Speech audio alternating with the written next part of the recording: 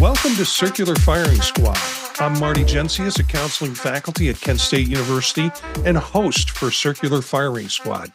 Well, tonight we have a short pack. You know, it's like those mini Cokes that you can buy, that you can pound down about 3, and you're halfway through the 6-pack of mini Cokes. We've got 3 members. We're going to have 6 questions and 3 answers for each question. Each squad member generates a question, or in this case, 2 questions, and we all have to answer ranging from the silly to the sublime. Let's see who's with us in this episode. This is not going to be a long roll call, I'll tell you that. Hi, everyone. Elliott Ingersoll from Cleveland State University and host of Apply Topically. Hey, everyone. It's Steph Martyr, a doctoral candidate at Kent State University and practicing clinical counselor. Elliott, you're up with the first question. What is your experience of trying to cultivate community online? That everyone's like gung-ho at first and then it fizzles out. Everyone gets so excited and is like, yeah, let's do this. And, but at the same time, okay, I'm going to have one exception and it's coming to me and I don't know why this hit my head before.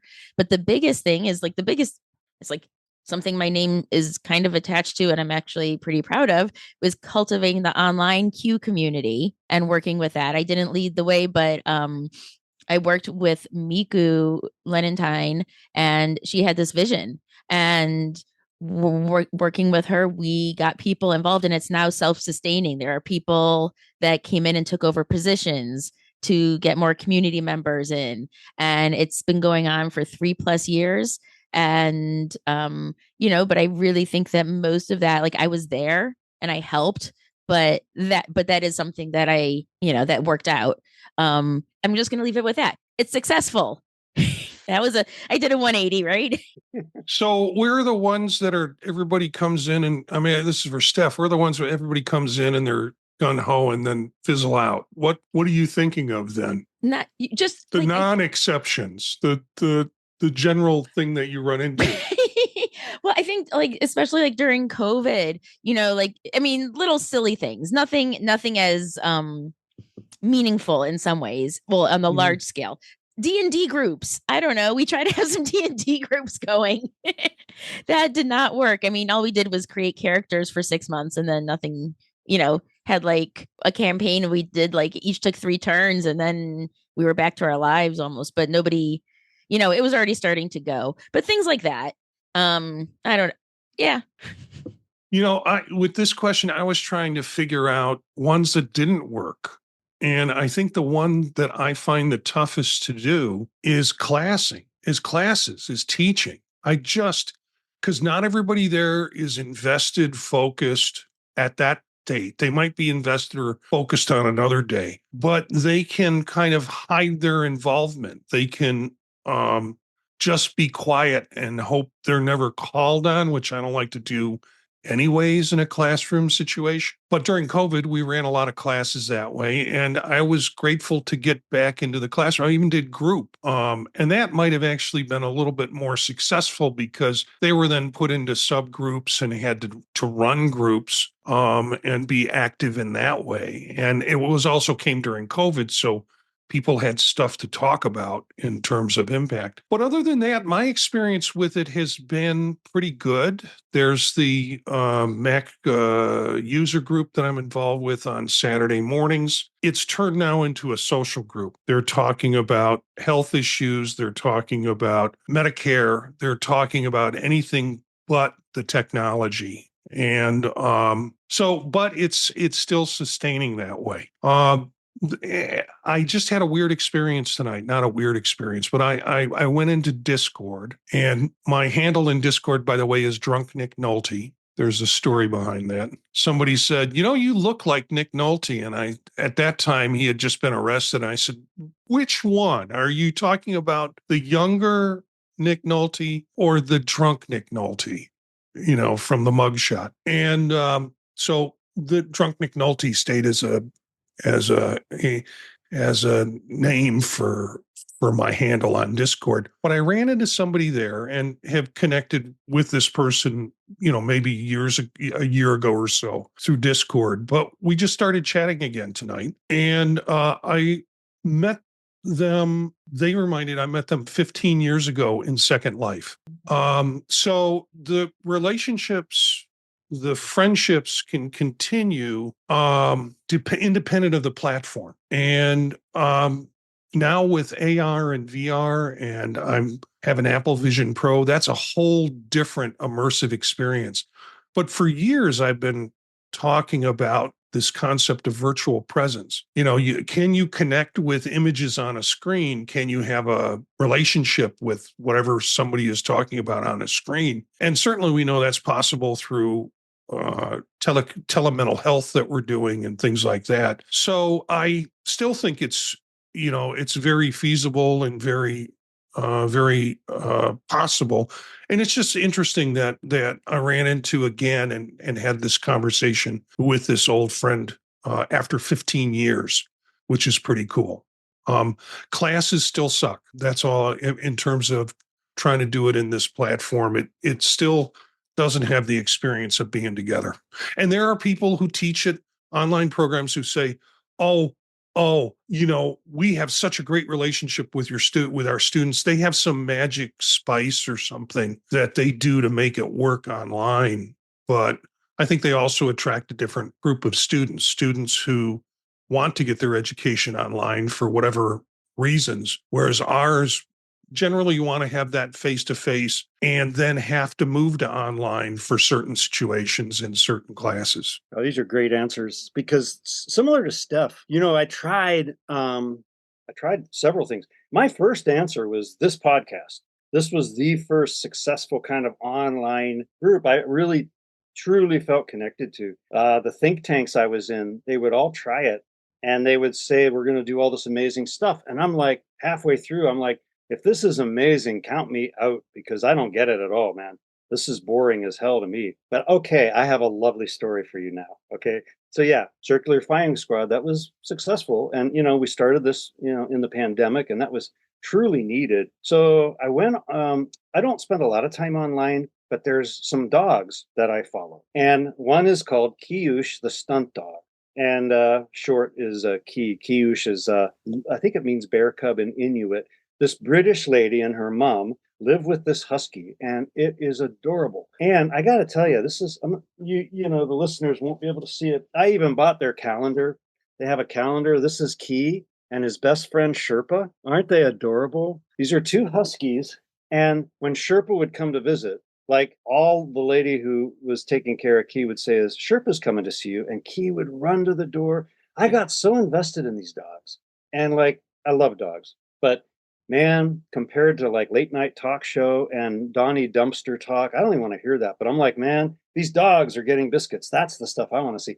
So Sherpa would visit Key, and it was very lovely. But what happened, Sherpa was 14 and had to be put down. And I couldn't believe how emotionally invested, I just felt. And I was appreciative of all of the comments from the people who had followed them. If you could see these two dogs run in a field, though, you'd say that is joy personified. That was the first time I think I really felt, though, a deep emotional connection. And it was husky dogs.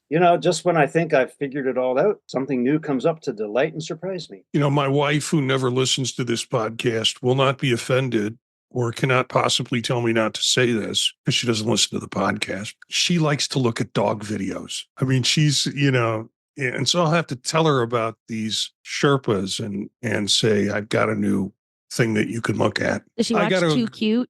I don't know. I don't follow what she watches. And she likes to watch farm animals get fed. I guess there are videos like that. So, but a shout out. I mean, I agree. This podcast has been fun and has been a community for us more than anything else. Outside of the effort and work that people put into it, it's been a great way to connect, and I enjoy that. I'm just excited to think about how these kinds of relationships now in transition from one platform to another for folks like that friend of mine that I found from 15 years ago. Yeah, and by no way was I discounting this. I just don't consider this something that I was trying to cultivate as much as something that I participate in. There are a lot of great existing communities, but they weren't. Um, but I was thinking about this, Elliot, as you were talking, and I'm just trying to think of how, like heart sherp or something might be on your license plate, like if you went in the future. Because I have noticed an increase in vanity plates recently. Like it's been it's been a steady increase, it seems. And I'm just curious as to people's theories as to why this is occurring, or if they've even noticed it, but if they have, why? I think it's the look at me movement, that kind of started during the pandemic, or I think the pandemic had a big impact on folks. Now we've had these license plates pre-pandemic, but if you're seeing more of them, I think it's people like to be more identified in public for whatever, for political, for personal, for identity purposes. And frankly, I've toyed around each time we get a new car or a different car. I've toyed around with getting a vanity plate. But two things: I can't think of something cute to put on the plate that has not already been taken or doesn't have an obscenity in it, which they won't let me put on the plate anyways. And the second thing is, I don't want to forever be identified as the guy with, if I came up with drunk Nick Nolte, I don't know what I'd have to do in terms of a license plate, because all of that won't fit on a license plate. But if I came up with, I don't want to drive around in a vehicle that has that singular identity associated with me. So every time I get the bug, and Aileen sometimes will discourage me. She will discourage me from getting a new license plate. I like new car, new license plate, not old rusty license plate that you've carried around for years. But still, she would not probably want to have a vanity plate. The only reason I'd have a vanity plate is because then I could remember my license plate number, whereas now I can't. Yeah. So, okay, the dog communities that I was referencing earlier. So, the owner of Sherpa, he had a Sherpa license plate. It was adorable. And the woman who owns Key or takes care of Key or whatever the lingo is. But I mean, people send her license plates with Keyush and Key, and like she's got license plates from several different provinces in Canada and states here. Yeah, I've noticed this though. My thing is, I think it's a wee bit like flags. I think it's a thing in the States. My cousin in Ottawa says that she's not seeing the same thing up there. But she goes back and forth between Ottawa and Saskatoon. So there's not a whole lot in between those two. So maybe she's not getting a representative sample. But yeah, I kind of thought it was a wee bit like the flags. I see everyone's got a flag. And like the really good flags, like Don't Tread on Me, most people don't have the historical knowledge to actually whip that one out, because that would be an actual American flag, This Trump stuff in purple, I'm like, wow, how depressing.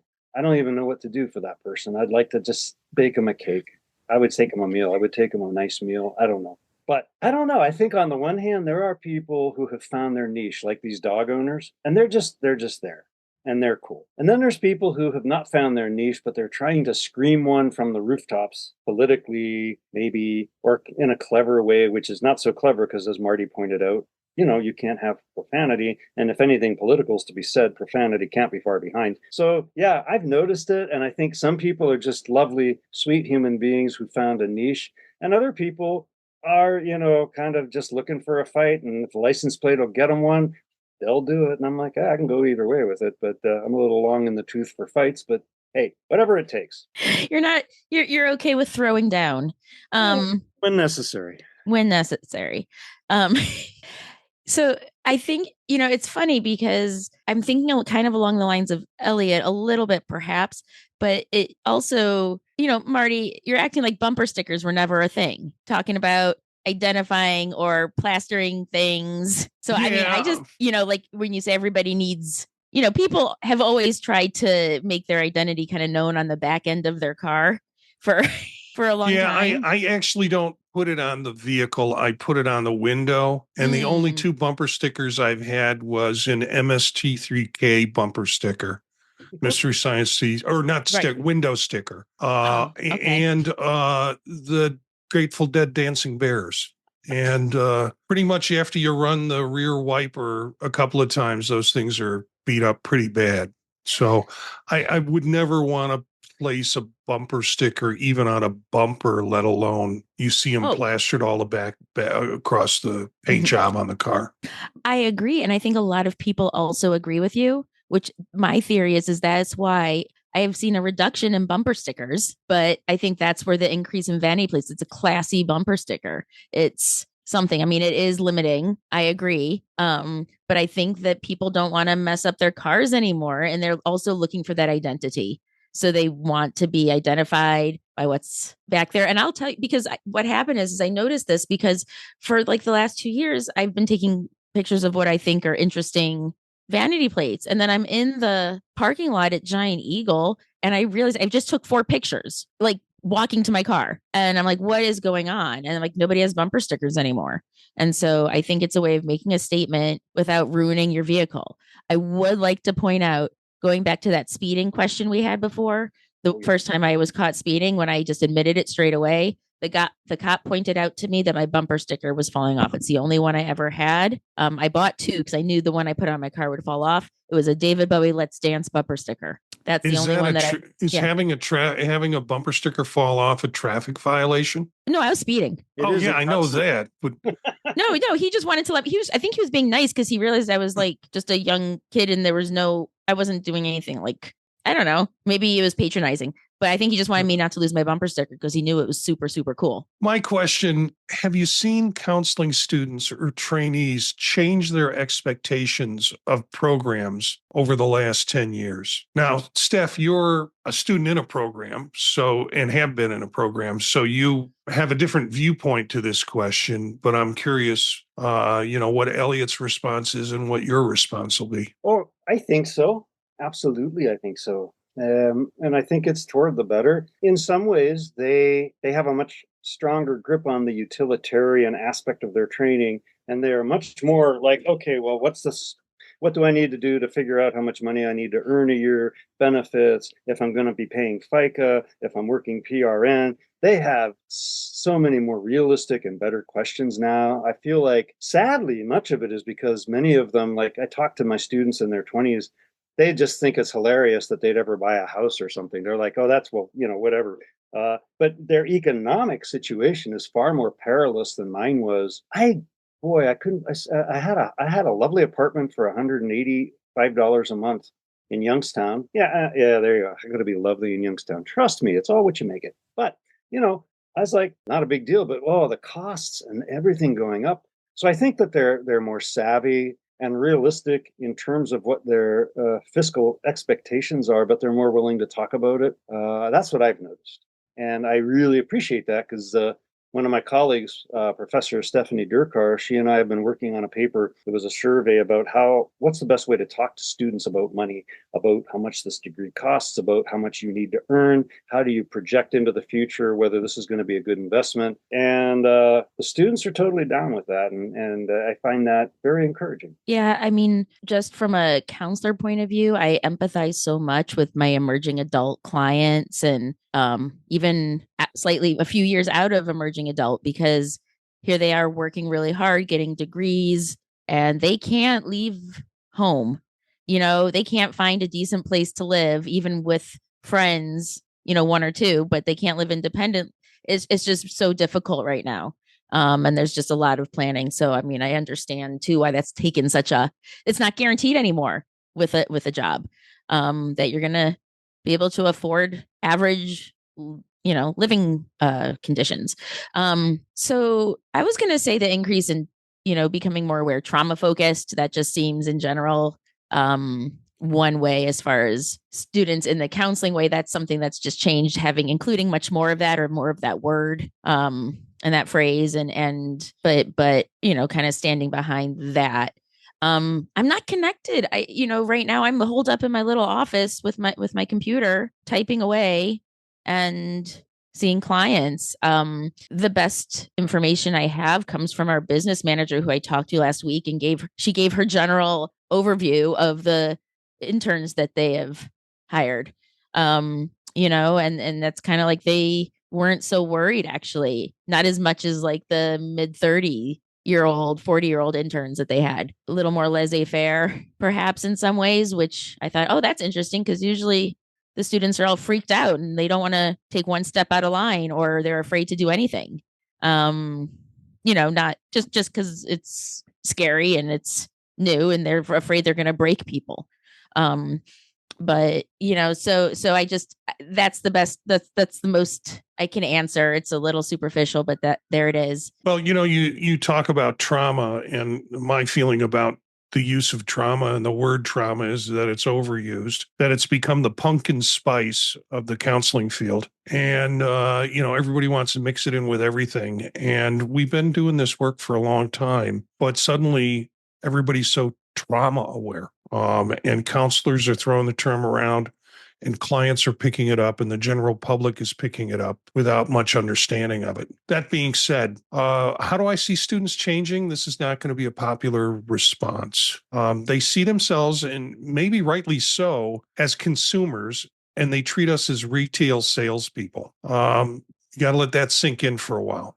My issue is I've just gotten into the position of partial program coordinator. I'm working with all the entry stuff, the scheduling adjuncts, the scheduling interviews, and dealing with remediation issues that come up with students. So when students don't get into courses, I hear about it first. And for me, it's really surprising, some of the behavior that comes out of people who are training to be counselors.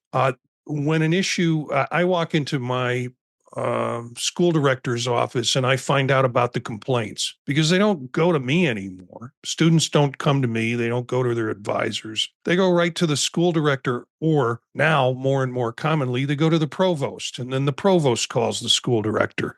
And it's sort of like, what type of conflict resolution did you grow up with? And you're going to be working with people who have conflicts, and you're going to call in the big guns. So my issues are with what I've seen is this kind of entitlement out of students, maybe rightly so, because it's costing them a lot, but there's no willingness to work or listen or address or frankly change anything that's in their plan of study or their life, because they have to have it all predictable and measurable, and God willing, it doesn't turn out the way that they thought it should be. I love that. I hear you about the people who go straight to the president's office, but there's a part of me that's like, yeah, go big or go home. I love that, because a lot of times chairs don't respond, deans don't respond, the provost doesn't respond, and I'm like, yeah, screw it, go to the president. Let's kick up some hay and see what happens. I hear you. What did you say? Retail salespeople. Hi, my name's Elliott. I'll be working with your micro skills tonight. I mean, that's awesome. I love it. Okay, I think I've got the next one. What is a memory of one of your nicest days ever? This is harder than you might think. Not because I don't have nice days, but I had to think, because I'm like, nicest doesn't really mean best, because necessarily. Think maybe it could be, but like meeting Nora for the first time is one of the best days, but the amount of emotion and the anxiety, tired, I don't know. Is that one of the nicest? Not sure. Maybe 2 weeks later when we're all chilling and like just like together as a family. Okay. That's a little different. But so that's why I'm not saying meeting Nora for the first time or wedding day. Even though that was like an awesome day. But 2 other days kind of came to mind. One is freshman in college. I was up in New England and New Hampshire. And, my parents they visited pretty often, which would be 2 or 3 times a year, I think, which is, I think, pretty often for being so far away, about 12-hour drive. But my family's a driving family. So they're like, whatever, we hop in the car, we'll be there. Kind of the reason why I went so far away. It had to be a little bit of a challenge. It couldn't be hop in the car, we'll be right there. But I appreciated them coming up, and sometimes they'd come separately. My dad came up once, and he was in the area. I think he was probably in Groton, Connecticut, doing something else. And he came to visit, and we had the nicest day. We drove all the way up to Maine, and I don't think we went to Kennebunkport that day, but we went to a restaurant near Kennebunkport called Bull and Claw. And that was just a nice, the seafood restaurant where it's very casual and you have your checkered plastic tablecloths. And we were just then stopped on the beach and walking up and down the beach. It was just the weather was nice. It was just very calm. And it was just, that was one of the nicest days, I think, just from start to finish ever had. No reason to add on. I'll just leave it at that.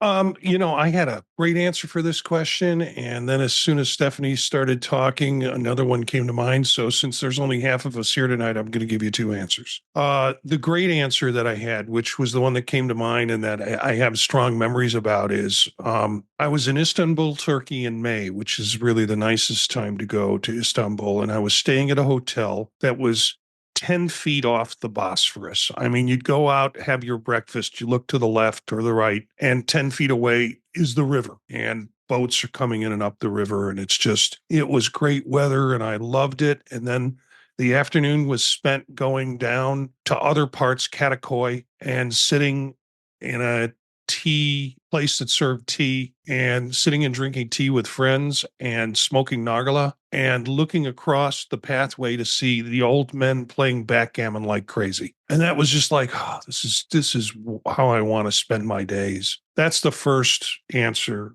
The second answer that Stephanie generated in my head for some reason. I was a senior in Champaign, Illinois, and my brother was a truck driver, and he would drive often in Northern Illinois.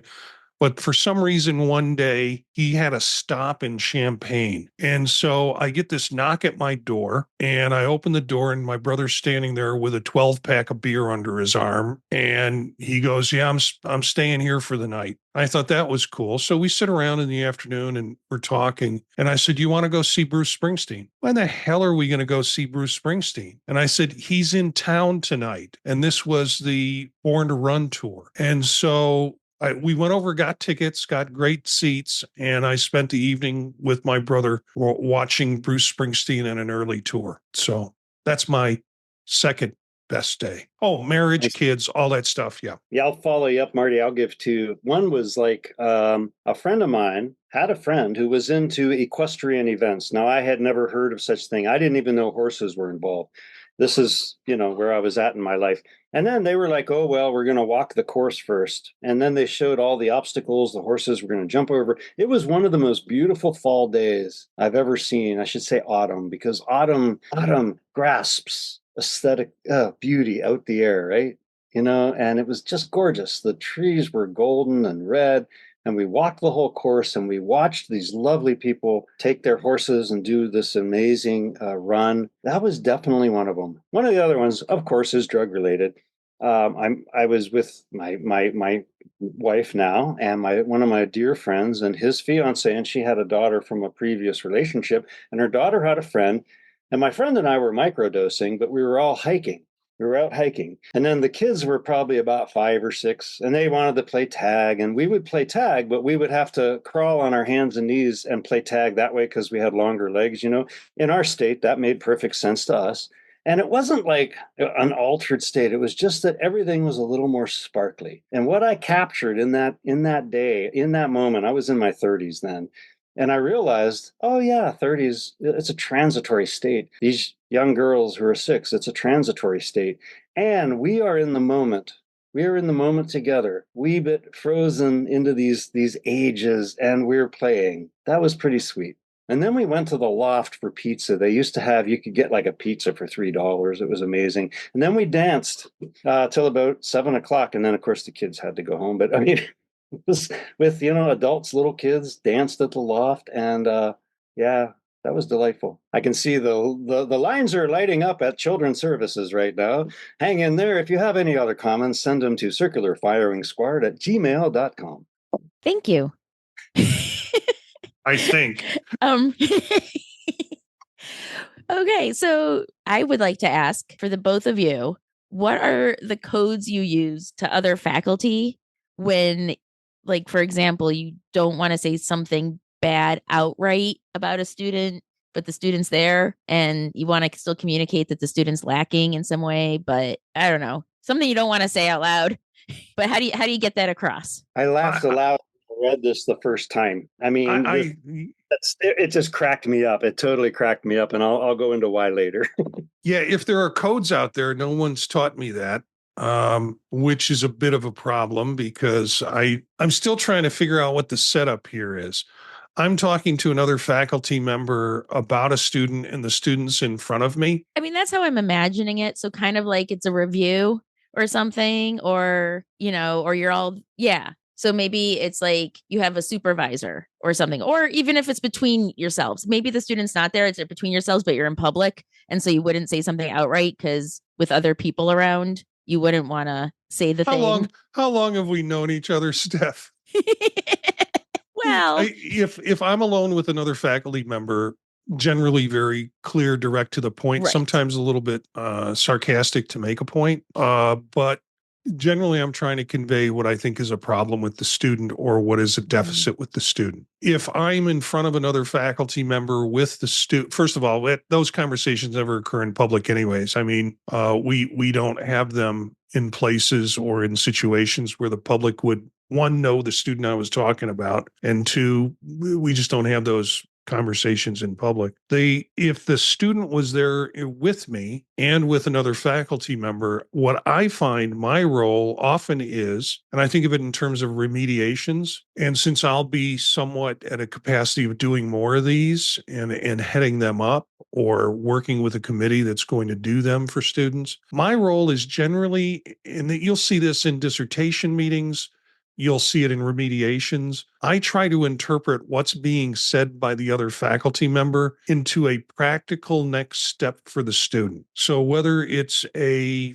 remediation around behavior, I try to interpret to what that means that the student needs to do. And similarly with a dissertation, if there's something where there's sort of I might have a good idea of what the faculty's asking for, of the student might not have a good idea. So what I'll try to do is contribute by reinterpreting that in a way that the student can do something with it. So not much code going on.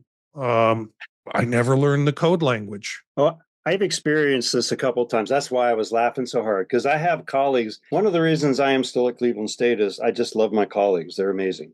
But there's two that I work with on a regular basis, and one will say something like, "So and so had an unusual response to a prompt," and then we'll talk later. But it was like, no, that's about as far as you'd go out in public. And another one, same thing, but they would say, "So and so had an interesting episode in my class. We'll catch up later." And I was like, yeah, okay, that's all the code I need. And I know half the time, yeah, it might be someone who's having trouble getting with the norms of the program. Half the time, it's someone who's just maybe a little too hypersensitive, very good at intuitively tuning into people, but they need to start building boundaries.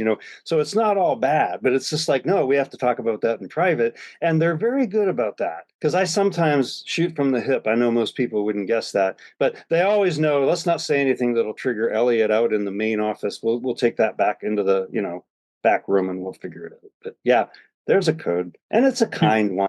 It's a lovely one. No, Elliot, you remind me of one code that we use, and not that when we're in meetings, the stuff that we talk about is confidential, so it doesn't go out of the room. But to kind of remind people when we're talking about something really sensitive that can't get out of the room, we'll use the term cone of silence. The Get Smart, where the cone comes down and nobody can hear outside of that. And at one point, I think we actually had little parking cones. You can buy these like 6-inch little parking cones, and the person running the meeting would put the parking cone out and you would be under the cone of silence. So that is one code term that we use just to kind of assure people that this needs to really stay confidential. And to be piggyback on that, yeah, excellent. Whenever we're dealing with something that has to do with disability services or FERPA, we have those cones, and someone, and it's not just me. There's like 5 people, one of which will say,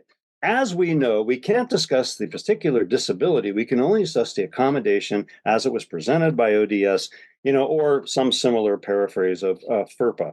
And yeah, that's another code. And I delight in that, because I'm like, yeah, we need FERPA, we need ODS, all of that. And it's nice to have a casual way to talk about not talking about it. Yeah, you both caught on, and I know that both of you, and I think the reason why I have continued to participate in this podcast and to speak to both of you, I don't mean it like that, but like to continue to have you in my lives is because I can trust that what you say is what you mean, and that's just something that's good for me. Those that's just something that I find that I need. So I know that, but Elliot, what you were talking about, that's exactly what I was thinking of. Like, so like with my supervisor, when I'm, working for my next C or whatever, when we would talk maybe about, an interesting experience, sometimes it'd be charming. They were charming. So like, okay, yeah. That's all we need to know. So as far as it coming from faculty, I really have no idea. I just wanted to reassure my imposter syndrome that neither of you have ever said those things about me when I was around. No, I'm kidding. Like I just Well, and Steph, you've seen me on your dissertation committee do the interpretation thing that I talked about. Yeah. Mhm. Yeah. To be fair, I just look at you as a colleague. Whenever you say doctoral candidate, I'm like, oh, what? What the fuck? Oh, okay. Well, yeah, me too at this point, but like, No, but I'm like, no, that's we're why. getting there. I appreciate that, Elliot. Thank you. I do appreciate that greatly. And So anyone at your institution, let me know. but really, I think that's the kind of thing. I mean, even I like how you pointed it out, just saying something interesting happened, or I noticed this. My question, when I wrote it and sent it to you, was rather lengthy. I was trying to really get the context. So I'm gonna read the lengthy version of it, and hopefully you get the context. When you go on a trip, whether it's a vacation or business trip, whether flying or driving, what is something you take with you to make your travel or time away from home easier that you think others don't know about? So, something that you've thought of in your travel preparation or that you do that would be a good travel tip for others. I think I stumbled a wee bit on the, that other people wouldn't think about, because I'm thinking 2 gummies and a bottle of Oxycontin. Let's start there. That's, Yeah, that won't get you. That won't get you through flight security, though. well, no, well, yeah, you take the gummies before you go through the TSA. Oh, okay, yeah, all right. You chat everybody up at no any length is not too long. But yeah, I was like, okay, pain relief, that's important. But here's something: some of you, maybe you tuned into earlier podcasts. I think it was when I was recuperating from the knee thing. I introduced you to my dream bear, Buxley. Remember Buxley? Okay, I see some nods. But yeah, now do I take Buxley with me on the plane to a hotel? And Buxley himself is like, I have a horrible neurosis about bed bugs.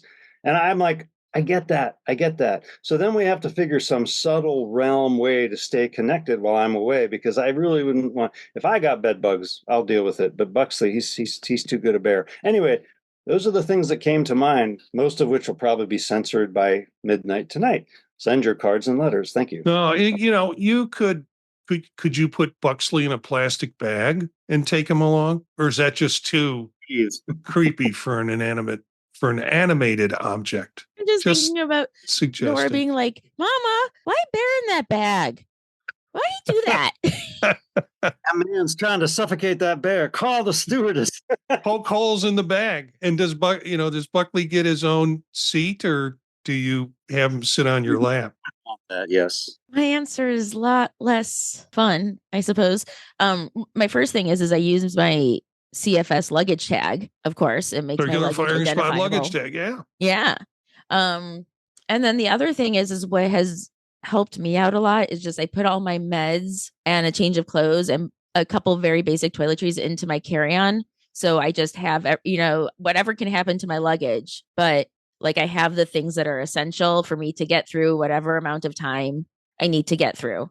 And they're with me, they're on me, and good to go. I always pack like 2 extra than I need, of each medication, thyroid, all that stuff. I started to get practical with this and said, first off, extension cord. I pack an extension cord because using a CPAP machine. You never know where the plugs are going to be, and that's kind of essential for me. So a extension cord. Other things that I can suggest: single bills for tipping baggage. And it's not that I want to be cheap. It's just that if I go to the ATM, all I'm going to get is 20s out of it, and not going to tip somebody a $20 bill for baggage. So making sure I have some of those. Crystal Light powder, and you can get whatever flavor or whatever you want. So it reduces my soda intake, but it also gives me something flavorful to drink. You get that first free bottle